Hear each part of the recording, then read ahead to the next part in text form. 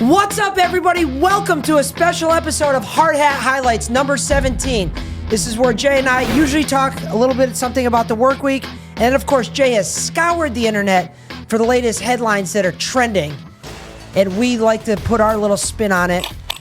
And without further ado, Lyle Menendez, how the hell are you? I am absolutely wonderful. I couldn't be doing better. Why is that? I went out this week, got myself a new Rolex. Let's go. Went this morning down to Jack LaLanne, got a little workout in. Yeah. Yeah, got some core work done, working on the abs. I know Dad prefers when you work the glutes, but man, I can't stop talking about the Menendez, and I know we're going to get into that later. It's just my social media feeds all over that.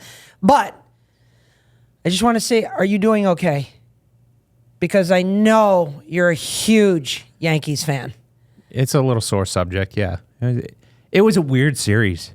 It really was. It was like,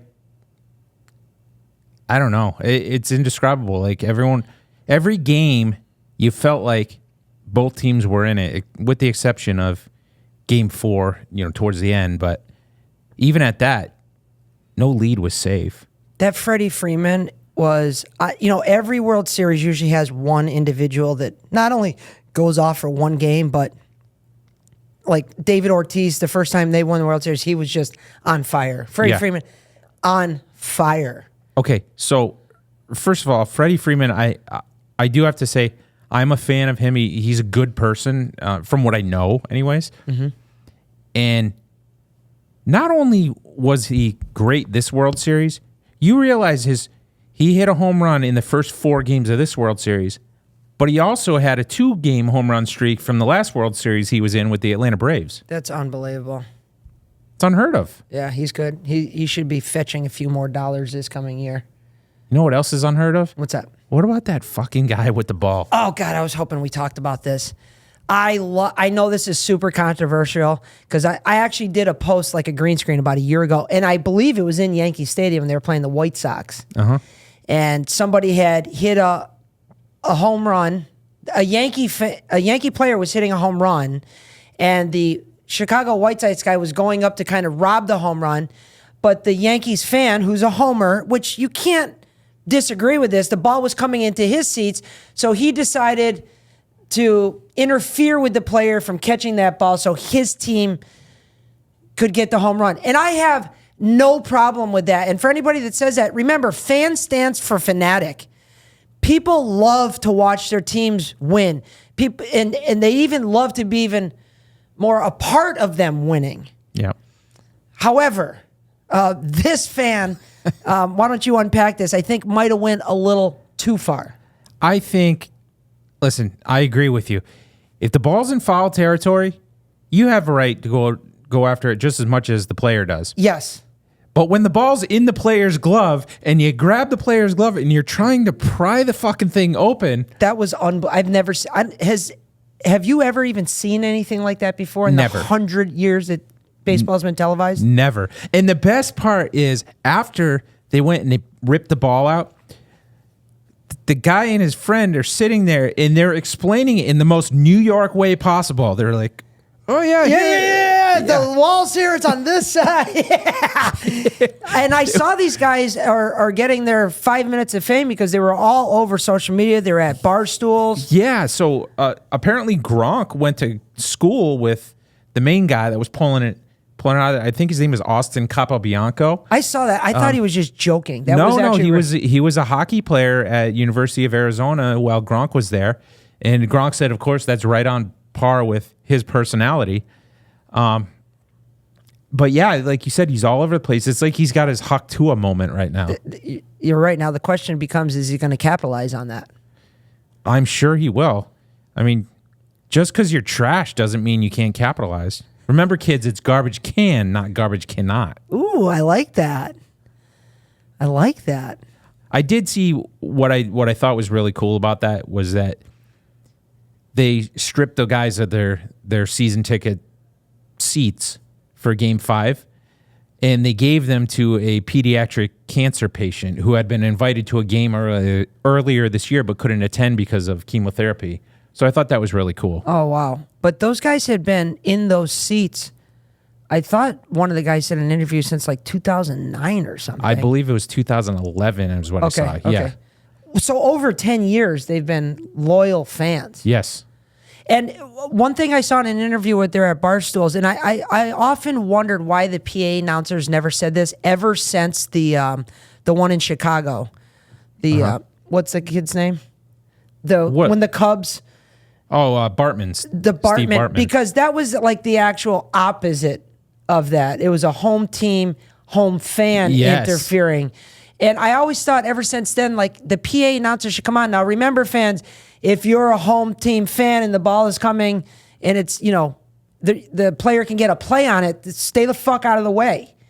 I know I would always think that. Conversely, these guys were saying we had a plan that if the opposing team and there was a ball coming over here, that we would do everything we could to be a part of the game. Yeah, they said we're going to D up. I love that. I love that. And it's perfect for that city. You expect it to either happen in New York or Boston. You're right. And you know what about this whole series, what I find interesting is that was kind of like the centerpiece of the series, so to speak. But the game prior, 2 games prior to that in Los Angeles, there was actual fan interference that was very similar to the Jeffrey Mayer situation with Derek Jeter back, Orioles against Yankees. Remember that? Yeah. I believe it was 96. So same thing, but it was a home fan helping the home team because it caused this to be a ground rule double when if they didn't touch it, it probably would have hit off the top of the wall and went out for a home run. Right. So it was kind of an interesting dynamic. It's almost like history repeated itself in reverse order. Wow. Well, we're dressed here like the Menendez brothers today, obviously, for Halloween. But the Menendez brothers have been all over social media, everywhere. My feed on TikTok, Facebook, Instagram is loaded with clips from the Menendez Netflix series Monsters. Yes. Along with all the Milli Vanilli songs, which again, I love those songs. And those guys were notorious for getting in trouble back in the day for lip syncing. The ironic thing is now here everybody's repackaging these songs, lip syncing them. Yeah. And getting paid for it, just like they did, except we're not getting in trouble. We're getting congratulated. However, little conspiracy here on the Menendez brothers. And well, before you get into that, okay, go ahead. Let me ask you this. Before this past, 3 months or so, had you even thought of the Menendez brothers? No. Like, it's been how many years? Like since 1990, I think, is when they were convicted. Yeah. The only time the name had come up that was even remotely on my radar, and I think you brought it to my attention, is when that basketball card was first kind of like outed, and I think that was 2018. 2018. So maybe 6 years ago, I might have heard about it for a minute, but then it didn't have legs like this. Yeah. It just goes to show the power of social media because once someone saw the series, now they started making these different memes, and then it created other things. A massive buzz. Yeah, it's created almost this movement. And that's why I truly believe this in my gut, that these two brothers are having a realistic opportunity of getting out of prison probably next month. And by the time you guys watch this, it'll be this month because of social media. That's the power. And the reason why I say that is... Yeah, why do you say that? Their attorneys, which I believe up to this point, they've exhausted like every one of their appeals and everything because they've been in prison for like 35 years. Right.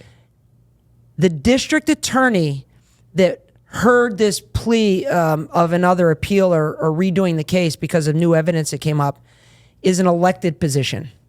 That elected position is coming up in the polls this month. Next week. The Supreme Court judge that's going to hear over this case is also an elected position. Now, think about how many people are out there are defending the Menendez brothers based on what they saw on this documentary and what's all over social media. And so I'm without getting too political in this, I could see why the district attorney and that Supreme Court judge would even be willing to listen to this, just because everybody that's on the side of the Menendez brothers are automatically going to be on the side of that district attorney during the election. You might never even have known that guy's name before.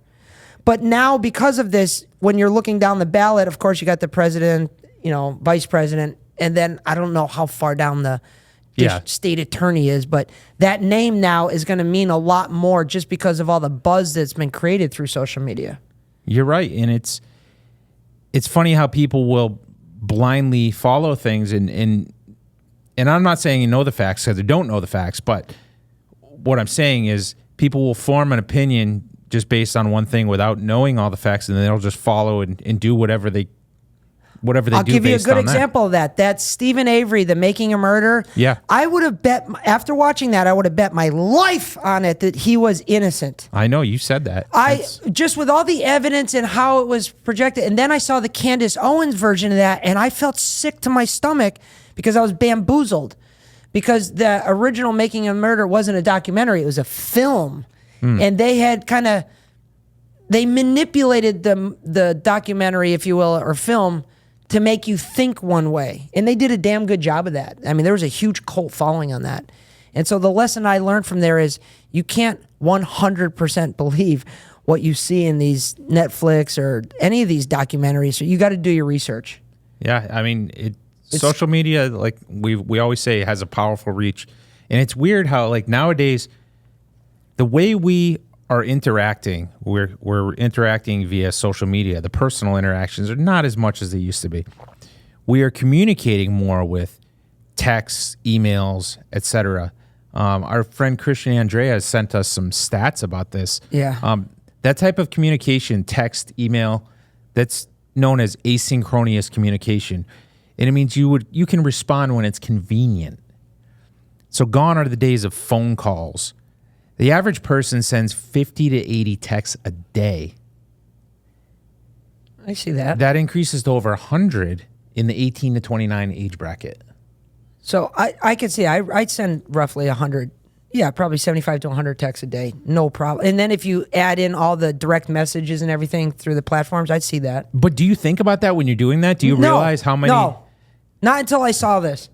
And the average office worker receives 120 emails per day and sends about 40. Again, I think that's pretty spot on. So personal emails go down to about 20 to 30 a day. Yeah. The average phone calls we make in a day or take, This is a good one. between 1 and 5. People don't want to be bothered on talking on the phone anymore. They want to do it digitally, or what did you call it? Digitally, yeah. Asynchronous. Asynchronously. And what is the verbal communication called? Synchronous. Think about it this way. You're in synchrony. Okay. Asynchronous Yep. versus synchronous. So unless you're a car salesman, you're making about 1 to 5 phone calls a day. That's crazy. Or Mike Bonnet. Mike Bonnet loves being on the phone. He does. He does. Speaking of phone calls, the Abercrombie and Fitch CEO, former Abercrombie and Fitch CEO, Mike Jeffries, had to call an attorney. I saw this. This creep. There's a lot of this going on right now. It's ridiculous. So you remember in the 90s, that was kind of a, I mean, not that it's something we did, but for male models and people working, trying to get into acting and things like that, Abercrombie and Fitch was kind of like, Breeding ground? it was a big stepping stone, right? Yeah. It was, you got in there and now you're getting all the jobs. Ashton Kutcher at one time was discovered because of that. But he was discovered from being an Abercrombie model? Correct. Okay, so let's unpack what he did. So this creep is been arrested and is being prosecuted for sex trafficking and prostitution. Over a dozen Prostitution? Prostitution, sorry. Over a dozen counts of that. So apparently when he was there, I think between 2008 and 2015, he was getting these young models to come in and they would have to earn their job on the casting couch. Oh, boy. Oh, boy. Yeah. What a scumbag. So it's CEO Mike Jeffries. He would bring people. You could see how the power and influence of a company, somebody that's so desperate to get to the next level, is willing to almost do anything. Bend over for it. So he'd come over. Literally. He'd come through the back door, literally, and what they would give him booze and. Well, no, so they would get their job, but then afterwards there were all these events they would go to, and little did these models know that these were quote unquote sex events. So they were being prostituted out essentially. So they would get there, and the handlers would take away their phones, and they would give them alcohol and muscle relaxers, and then, oh, by the way, there's a basket over there with a bunch of condoms and lube. And Oh my things like God. that. Diddy party. Yeah, exactly. I'm glad to see all these guys getting pinched for this bullshit. They're using their business arena to help extort these people to do things they just normally wouldn't do. You know, logic kind of goes out the window when you're chasing your dreams, I think, for a lot of people. And they just get so focused on, I want this so bad that I'm willing to almost sell my soul to get it, which I don't agree with. But shame on this guy for even putting these people in that situation. Do you think that as these people, CEOs, et cetera, as they grow in power, do you think that that's when they start becoming creeps, or do you think they've always been just weird perverts? That's a great question, Jay. I obviously I don't know the answer to that. I'm speculating, but I think it was probably somewhere in them where maybe they were turned down a lot or had low confidence, and once they became, and then they found business, and they're like, oh shit, this is kind of my thing. This is my arena. And once they grew it up big, now they understand, oh, I could leverage this to get what I haven't got all these other years. Yeah, I could see that. Because if they were doing it before they got the CEO, they didn't need to worry so much about the business. They could just do it. But I think they were using the business. It's like, who was that morning show guy that was doing the same thing? Oh, Matt Lauer. Matt Lauer's a creep. Yep. There's a And- lot of them, man. Oh my God. I think David Letterman was known for doing that as well. He had a secondary apartment above his studio where he had some girlfriends and weird things that were going on in there. The old boom boom room. I think he's got some weird things going on in his beard right now, too. By the way, I have to point out, like, the hair. What do you think? The hair. I mean, it looks like you've been growing this bird's nest just specifically for today. I had no idea a month ago that we would be doing this. I am so glad that I was growing my hair because it fit perfect for this, but I've always wanted to have long hair, and I could never get through that in-between stage. Luckily, I'm getting there, and I'm anxious to see what the end product's going to look like. I'm going to try and go. I'm definitely going through January 1. I might go through the end of the first quarter. Yep. And just, I always like to evolve and change my style, kind of throw people a curveball. And listen, I can always cut it. Well, if you ever lose your car keys or wallet, I know the first place to check. Come on. Don't be jelly. Another entrepreneur was in the news. Mark Cuban. Oh, yeah. Cubes. He was just on a podcast. I've always thought he was a little off. You should always go with your gut. Always. He's kind of backed that up here. He's on a podcast, and he explained how he got through college. So apparently, he grew up in a middle-class family. And they didn't have a lot of money. So when he was in college, the way he got by is he invented a Ponzi scheme that he was very proud of. So he convinced people to give $100, and then he would keep 50 and then take the other 50 to then pay back people behind him. So, if the first person gave $100, he kept 50, and the next two people give $100. Now he has 150 out of there. You know what I mean? You see how he keeps growing it? But where does that end? I didn't, I'm curious. So first of all, he talked about this. So this is He talked self-admit. about This it. isn't Yes. rumor or No. speculation. So Mark Cuban got his first big go around as an entrepreneur getting through college doing a Ponzi scheme. Yes. So he's a scumbag. Well, He's Bernie Madoff. and even more so, the fact that he's proud of it. He said in the clip that I'm proud of what I did doing a Ponzi scheme in college. That's right. Dude, my grandfather used to say, Keith, if something smells like shit, it's usually shit. And you had a gut feeling about this guy a long time ago. I'm glad to see this came out. You also see where he's at politically. So I think for me it was back when he started with the Mavericks. At first I liked him. I thought I liked him too because he was different than most owners. He didn't sit up in his suite. He was on the floor. He's yelling at the refs. He almost seemed like a player's owner. But I think he just wanted to fit in, probably because so many people hated him after seeing this story, stealing their money. While Mark was scamming people in the 80s, our parents were likely shopping at their Target of the day. Which was? Kmart. Remember Kmart? The good old blue light special. That's right. Do you remember? Like, it was everyone's parents went there, but for some reason it became an insult, right? It was like, oh, nice shoes. Like, where'd you get those? Kmart? Exactly. Yeah. Exactly. I think Kmart was like the Walmart before Walmart really became. It was a smaller version. I think it was more cheap products that you needed to have, but it was the lesser quality. Yeah, it was Walmart with more cashiers. Yeah. Well, you know that the last Kmart in the U.S. mainland is still open, but there's only one. Wait, so every single Kmart is since closed. All the brick and mortar Kmarts are closed. There's one left. That's right, here in Miami. Oh, no shit. Yeah. Field trip? I would love to go over there and get a picture in front. The last Kmart left in the United States Yeah. there was Miami. Yeah, so last week there was this is a smaller store. They say this is about the size of like a Walgreens. Oh, okay. But the last full-size store closed last week, and that was in Long Island. Oh, New York. Yeah, so Kmart's are shutting their doors. They're blaming e-commerce. I can see that. I can see that, but there's two sides to this. One, obviously Amazon has really kind of cornered the market on selling all these tchotchkes and things that you can just buy and have delivered straight to your house and not have to be seen walking into the Kmart.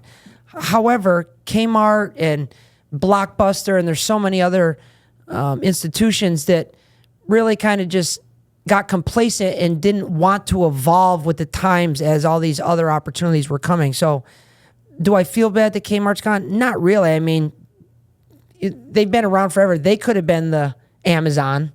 Well, at one point they were before e-commerce. Do you know they were the second largest retailer? Oh, no shit. To who? Sears. Yeah. The good old Sears catalog. Yeah. Do you think brick and mortar is eventually going to go the way of the newspaper? Most brick and mortar, depending on what they're selling. You know, like we're in the service industry. Right. You know, we don't need to have a showroom to garner the business that we do. I think you could do it via a website and, you know, technology. We can do the in-home appointments. But I feel like when you have that customized thing where someone's actually building something, people like to come in and touch and see and help design and be a part, see all the kind of components that you can't see or feel. A synchronous interaction. Now, I'm not standing on that saying, no, we'll never go bye-bye. But if we were, I think the service-based brick and mortar stores would be one of the last ones to go. You know, like a Granite Yard, a glass showroom like this, where even like plumbing fixtures, I know you can buy those all online. It's more of a commodity-based item. Mm-hmm. But if you've ever shopped for plumbing fixtures, there's a big difference between a high quality and a low quality one. As soon as you touch it, you can almost feel the difference. And if I'm building a brand new house, those are the type of things that I want to see and touch before I spend my hard-earned money on it. I don't want to just take a guess and order it online. And there's other problems with doing that as well. If you go to, let's say you're remodeling a bathroom and you get a quote from a plumber, and the plumber comes over and he gives you an estimate to hook up do the rough plumbing, do the finished plumbing. And then you tell him, well, by the way, I'm going to buy all my faucets and fixtures online. That's cutting into his pocket. So two things is going to happen. One, he's not going to give you a warranty on the shit. And two, he might overcharge you on the labor because he needs to make up for time going on there. So there's a lot of other facets involved in some of the brick and mortar stores. I think that will help keep them open longer. Mm-hmm. But I see why stores like Kmart, maybe even Target, sooner than later, a lot of these Sears, a lot of these stores have kind of closed up because of, you know, Amazon. Yeah. I think Yeah, I think Target might. I think they've got such a grip right now, and they do have a website. You can buy things online. You can have home delivery, so they're kind of keeping up right now. Yes. Right now, God knows what's going to come eventually. But being a kid and going to Kmart, I remember like one of my favorite things was when I would walk in this store in the early 80s, mid 80s, and just getting into rock, and you'd walk in and there's all these posters for all the new records that were coming out, and right in front of right at the front of the store was where all the albums were. So we go in, and there was one point in time where my parents would go out and, well, usually just my mom, but would go out and do the shopping, and I'd sit there just sift through all the albums, checking out all the album covers, just album covers, the album cover and the back and the inside was something different. Not like when it evolved to CDs and stuff. You kind of had the artwork and stuff, but the album cover was almost like a book. Yeah, it was. There was you'd tell a story on it, and it's still a piece. Like people still hang them on their walls. Yeah, like it's a piece of art. Yeah, but yeah, I remember thumbing through thousands of those things, and I'm sure at one point or another when I was in there, I probably thumbed through Oasis's album. Oh, and that's right. They're in the news. They are in the news. They just reunited. After how many years? I believe it's been 15 years. 2009? Yeah. I think you're right. 15 years. Two brothers finally got it back together. So the Oasis is made up of, like a typical band's 4 members, right? And 2 of them are brothers. Is it Liam and Noel Gallagher? Noel or Noel? Noel. Liam and Noel Gallagher. Yep. And so what? They got into a fight. They got into more than one fight. They got into several, like walking off stage type of stuff. Like they were dysfunctional as dysfunctional can be. Right. But they've apparently got it back together for now. Getting the band back together. Yeah. So they have a reunion tour, mostly in Europe, but there's a few dates here in the United States. So really only Los Angeles and I think New Jersey or something. But anyhow, they're actually canceling thousands of tickets to their reunion shows. Why?